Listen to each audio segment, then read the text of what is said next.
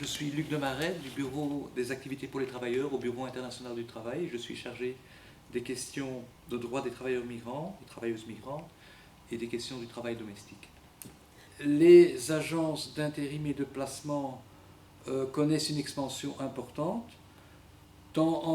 Par exemple, entre les pays d'Asie et les pays du Golfe, 80% des mouvements migratoires sont organisés par des agences de placement qui, évidemment, agrandissent chaque jour leur domaine et essaient d'élargir leurs prérogatives, y compris pour le placement de travailleurs dans la fonction publique. Et les collègues de la fonction publique, j'imagine les enseignants aussi, sont très inquiets de cette privatisation des ressources humaines et dans le secteur public. C'est un mouvement qui est assez important, qui est très important, que nous observons, et nous avons à l'OIT une convention justement qui vise à réguler les agences de l'emploi.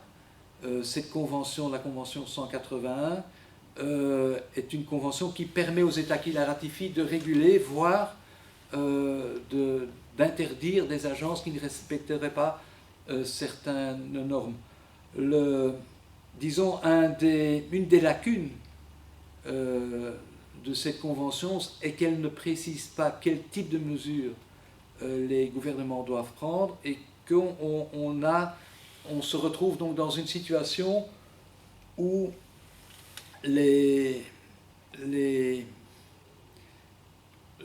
possibilités de limiter l'accroissement, l'expansion de ces agences, ou en tout cas de limiter leur rôle à ce qu'elles devraient faire, c'est-à-dire de remplacer ou de procurer des emplois temporaires, des emplois véritablement temporaires pour faire face à certaines situations dans les entreprises. Donc on n'est pas encore arrivé à utiliser cet instrument de manière stricte pour circonscrire le rôle de ces agences dans ce qu'elles devraient faire. Donc on pense, en tout cas du côté du groupe des travailleurs à l'OIT, on pense que peut-être l'OIT devrait réfléchir à un instrument sur le travail temporaire en général, qu'il s'agisse du travail temporaire dans la fonction publique, qu'il s'agisse de travailleurs ou de travailleuses migrants ou de travailleurs ou de travailleuses nationales. Donc il y a là un vide juridique au niveau international que nous espérons que l'OIT pourra éventuellement combler. Évidemment, c'est un processus qui est en cours de réflexion.